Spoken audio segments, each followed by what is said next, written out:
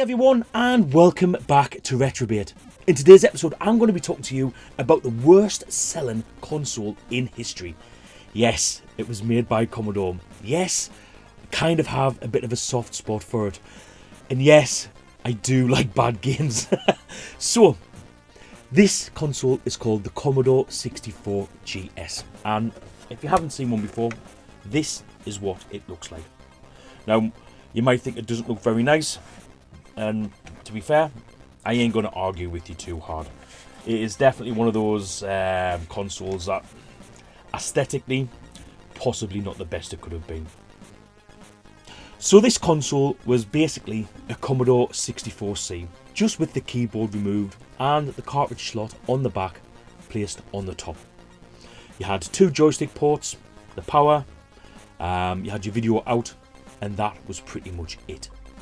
Now, the Commodore 64GS wasn't supported particularly well when it comes to games, because of course it would only support cartridge games.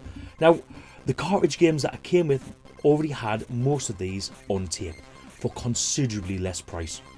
However, they did manage to make 12 games in total, or so as far as I'm aware. Now, these games are as follows.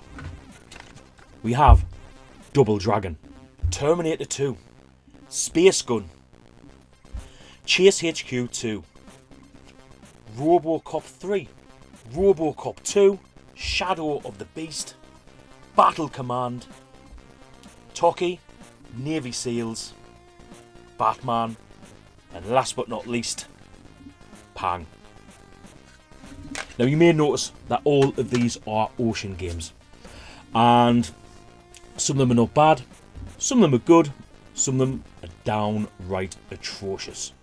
So what we're going to do next is we're going to have a look at all 12 of these games in a little bit more detail.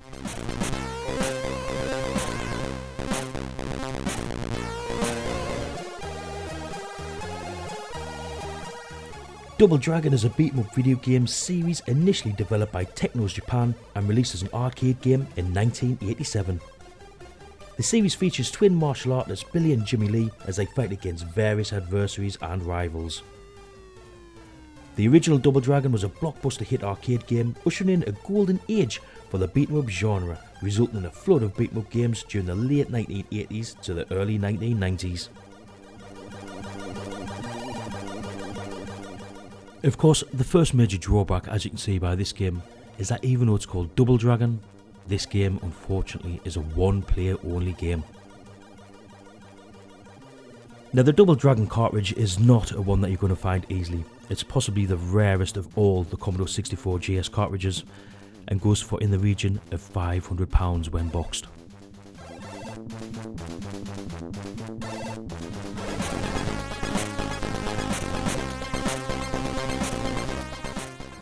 Terminator 2 Judgment Day is a 1991 action video game developed by Dimension and published by Ocean Software. It is based on the 1991 film of the same name and was released in Europe for the Amiga, Amstrad, Atari, Commodore 64 DOS and ZX Spectrum. It is a sequel to the Terminator, itself based on the 1984 film of the same name. The game features several gameplay styles such as driving, fighting and puzzle solving. All the levels are based from prominent scenes from within the film, including one which the T-1000 drives a truck through a flood control channel in pursuit of the T-800 and John, who are riding on the motorcycle. The other scenes recreated in the game include Sarah's escape from the mental hospital, a sabotage of Cyberdyne Systems headquarters, and a showdown between Terminators in the steel mill.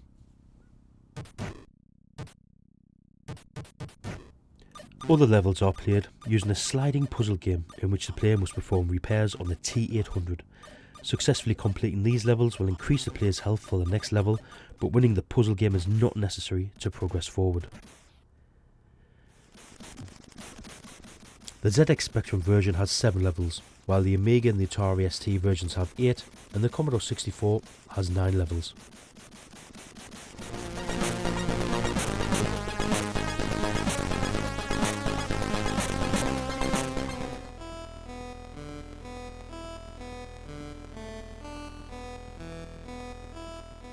Space Gun is a 1990 first-person shooter arcade game released by Taito. The game is set aboard a crippled space station that has been overrun by hostile creatures. The objective is to rescue human crew members while destroying the alien creatures.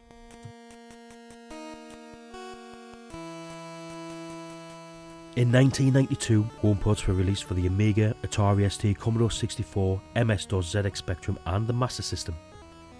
It was one of the few games for the Atari ST and Amiga to support a light gun.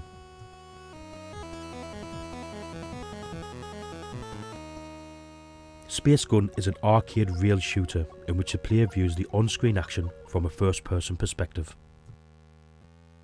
Enemies are either mechanical guns that descend from above the screen or aliens, which there are several of which must be defeated first by shooting away their limbs.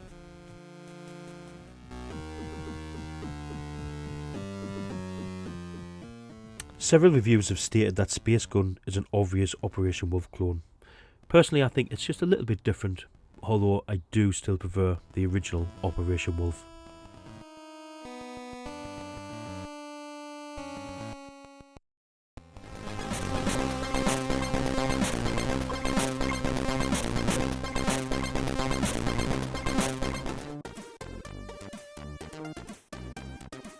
Chase HQ 2, or Special Criminal Investigation as it's known in some home versions, is a 1989 vehicular combat racing game published by Taito for the arcades.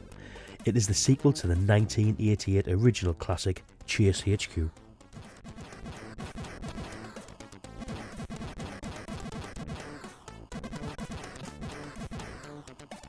Instead of the black Porsche 928 of the first game, the player commands a red example of the just introduced at the time Nissan 300 ZX.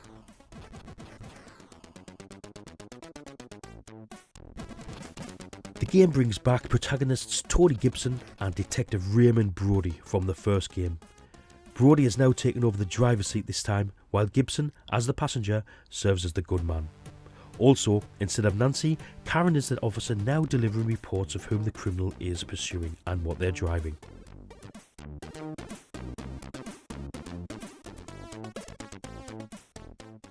This is one of my favourite racing games on the Commodore 64. It's as fast as you could want, with a superbly detailed car, plenty of traffic on screen, a rearmed chopper and some superlative end-of-level perps. This is definitely a game I suggest picking up on eBay. It's normally one of the cheaper cartridges available for the Commodore 64.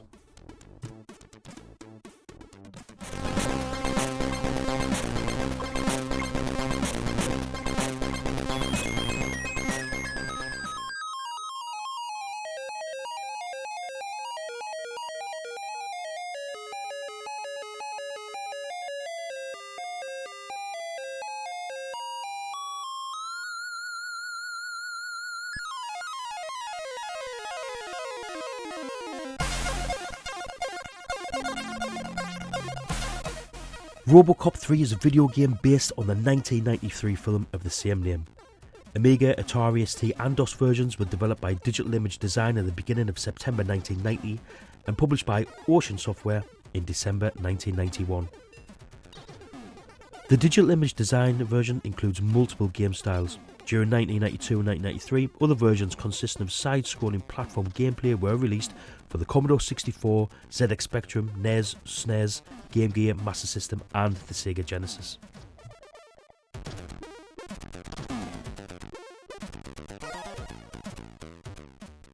The music on the Commodore 64, SNES, Genesis, Master System and Game Gear was by Jeroen Tel. And I just had to leave it in there because it really is one of my favourite pieces of music on the Commodore 64 from the SID chip.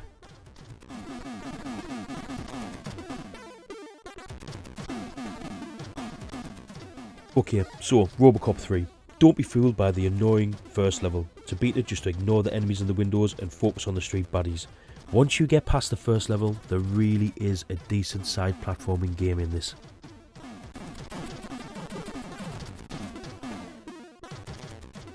Overall, attractive backgrounds, pretty smoothly animated sprites.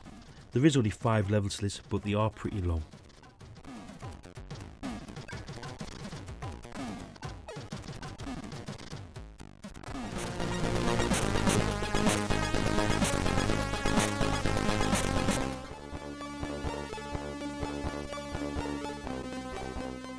Robocops, just like buses.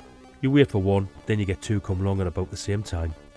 But seriously, I did have trouble separating these two to which one I liked best and which one I didn't like best, and yeah, this one just about shades it for me. It's such a close thing.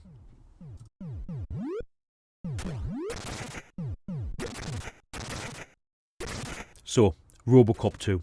Well, it's a platform shooter video game based on the 1990 film of the same name. The game was released for several platforms including the Amiga, the Amstrad GX4000, the Atari ST, Commodore 64, Game Boy, NES, Spectrum, a whole plethora of systems. So, obviously, you play Detroit cyborg cop Robocop, and you've got to stop a drug distributor Kane from spreading a new drug called Nuke. Robocop has dropped his original detail for a blockade style. This isn't as attractive, but it does allow for a lot more freedom with how the game moves and the number of sprites on screen. It's less serious but better fun. The variety of backgrounds and obstacles is impressive in this platform and ladders format, while there's still plenty of violence with a fair number of villains and mega baddie confrontations.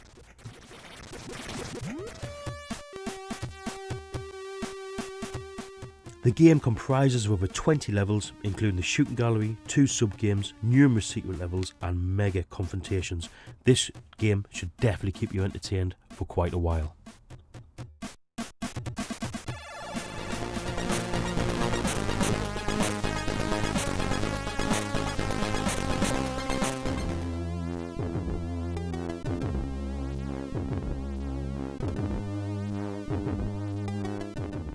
Shadow of the Beast is a platform game developed by Reflections and published by Psygnosis in 1989. The original version was released for the Amiga and was later ported to many other systems.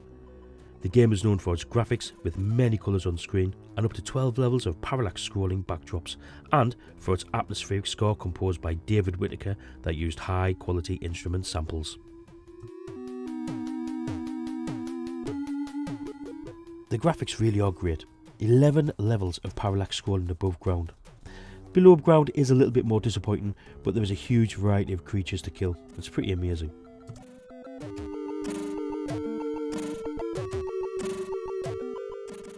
To go along with the gorgeous graphics, we've got a pretty awesome soundtrack here. Also, the game gives you 25 lives, which gives you a real good chance to explore quite a way into the game. However, don't be put off by the tough start.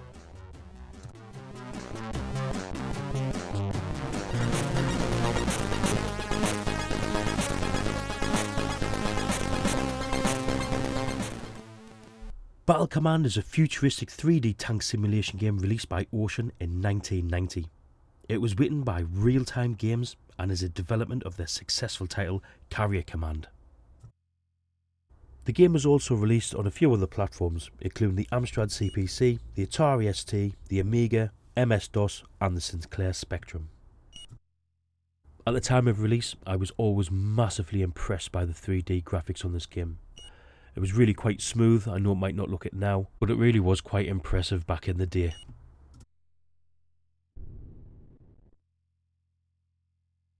The plot is fairly simple. In some unknown time in the future, armies of tanks battle for supremacy as the war goes on between two dominant races in the new world. The player takes control of a single Mauler assault tank in a series of combat missions against other armoured vehicles and stationary targets. Unlike Carrier Command, which incorporated significant strategic elements, Battle Command is a simple arcade game reminiscent of Battlezone. Player views the battle from the forward perspective of the tank. As with Battlezone, the turret is fixed and cannot be rotated or elevated. However, the playing area is flat and shells travel along horizontal trajectories, so the aim of the gun and the tank is simply rotated left or right.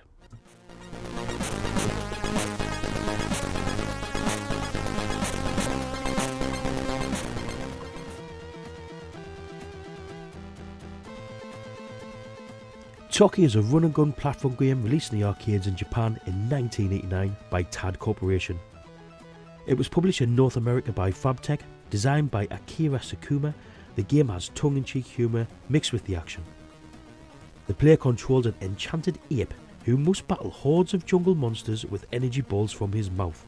The ultimate goal is to destroy the evil wizard who cast a spell on the little protagonist, thereby transforming him back from an ape into a human and rescuing the kidnapped princess, of course. The game is ported to several video game consoles and home computers.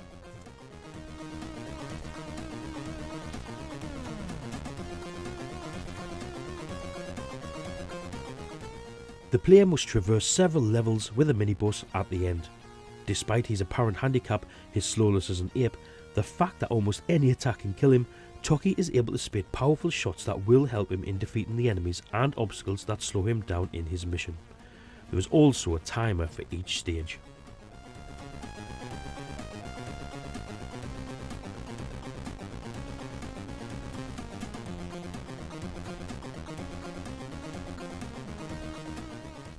Toki can make use of items such as power-ups for his spit, lucky rabbit feet which can give Toki bursts of superhuman agility and jumping skill, clocks which add extra time to the countdown, fruit which can add to Toki's bonus points, keys which unlock bonus areas, a special helmet that protects him from upwards attacks, and of course the usual extra lives and magic coins, which when collected in abundance can obtain Toki an extra life as well. You get 2 continues and plenty of lives, and this really does set a reasonable challenge, and really is quite a fun little conversion.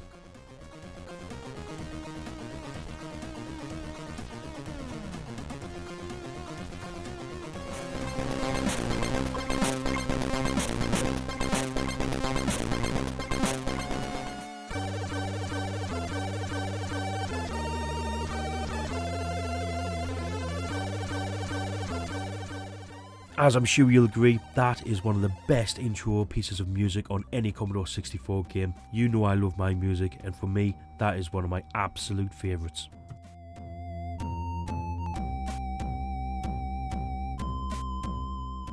It's then followed up immediately by some of the best in-game music that I've also ever heard as well. The music on this game truly is superb.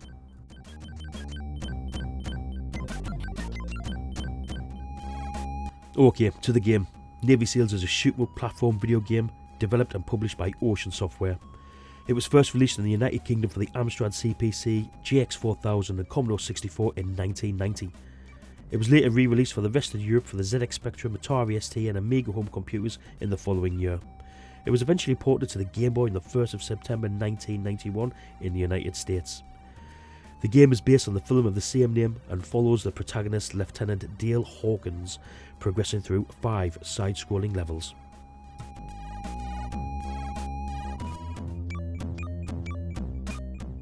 The aim of the game is to recover a hidden stash of Stinger missiles from the Arab terrorists in Oman. The game features a total of 5 levels with varying locations and begins with allocating 5 lives to the player. Of course, also up against a time limit, which makes this game incredibly difficult. I find it a lot harder nowadays than I ever used to back as a kid.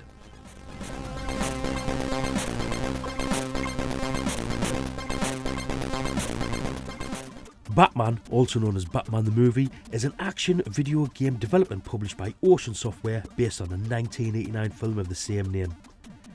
It was released in 1989 for the Amiga, Amstrad, Atari ST, Commodore 64, MS-DOS, MXX and the ZX Spectrum.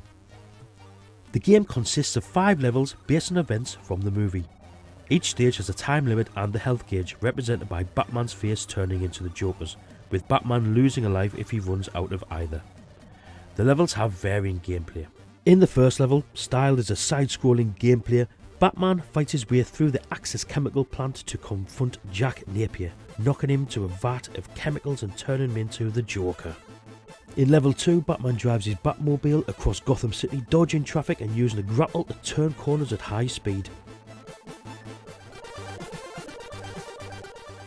Level 3 is a mastermind-like puzzle set in the Batcave, in which Batman is presented with 10 consumer products and must identify the 3 that the Joker has tainted with the deadly chemical Smilex. Level 4 and Batman takes to the Batwing. He must cut away the balloons filled with Smilex gas without crashing into them or the floats to which they are tethered.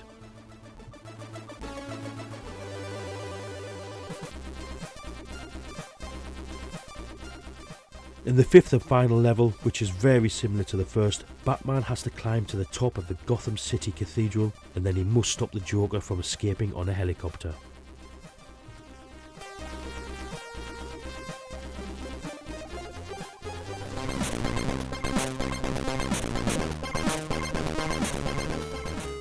So here we are at number 1, and yes, it's Pang. That might be a little bit of a surprise to some of you, but I really do enjoy this conversion, and considering that this is the worst selling console of all time, it really has got quite a few decent games in its top 12.